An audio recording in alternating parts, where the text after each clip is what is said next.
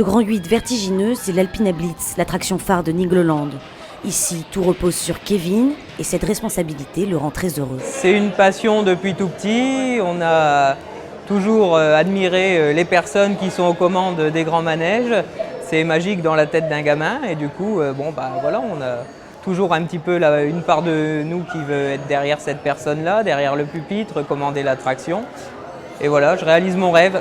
Nigloland est l'un des plus grands parcs de France. Pourtant, nous sommes à Dolencourt, en pleine campagne. Les fondateurs s'étaient lancés dans un pari pour le moins risqué. Population.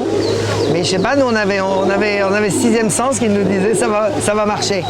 Et c'est sûr qu'on a été regardés comme des bêtes curieuses. Même les banquiers nous ont pris pour des bêtes sauvages. Ils nous raccompagnaient à la porte comme ça. Allez-y monsieur, c'est une bonne idée. Allez voir mes confrères. Depuis, le parc n'a cessé de s'agrandir. Philippe a même dessiné lui-même les plans de l'Alpina Blitz. On essaye de l'optimiser un petit peu, de dire tiens là il y a quelques corrections qu'on pourrait faire pour procurer des sensations encore plus intenses, surtout jusqu'au bout. Souvent vous avez mettons de fin de parcours, elle est un petit peu dans tout ce qui est manège genre roller coaster.